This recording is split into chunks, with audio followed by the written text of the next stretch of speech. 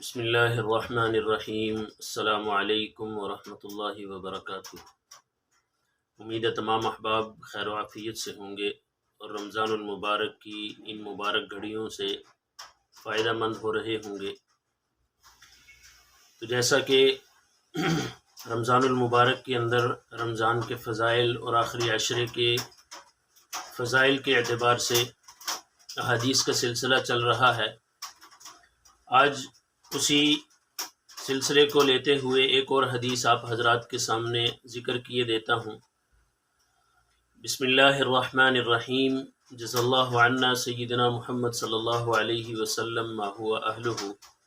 عن ابی ہریرہ رضی اللہ تعالی عنہ قال قال رسول اللہ صلی اللہ علیہ وسلم ثلاثة لا ترد دعواتهم الصائم حتى يفطر والإمام العادل ودعوة المظلوم يرفعها الله فوق الغمام ويفتح لها أبواب السماء ويقول الرب وعزتي لأنصرنك ولو بعد حين۔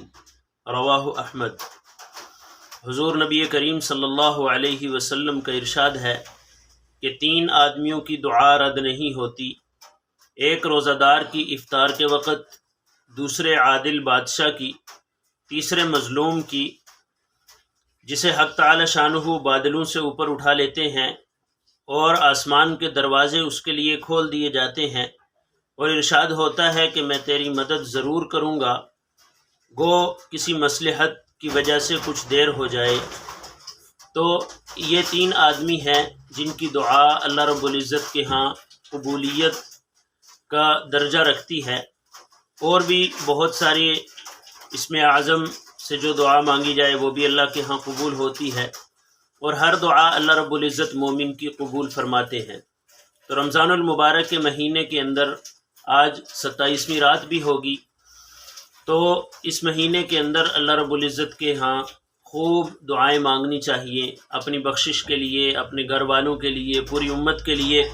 اور حضرت ام عائشہ رضی اللہ تعالی عنہا فرماتی ہیں کہ رمضان المبارک میں نبی کریم صلی اللہ علیہ وسلم رنگ بدل جاتا تھا، نماز میں آپ صلی اللہ علیہ وسلم اضافہ فرماتے تھے اور دعا میں بہت عاجزی برتا کرتے تھے، اور خوف آپ صلی اللہ علیہ وسلم پر غالب ہو جاتا تھا۔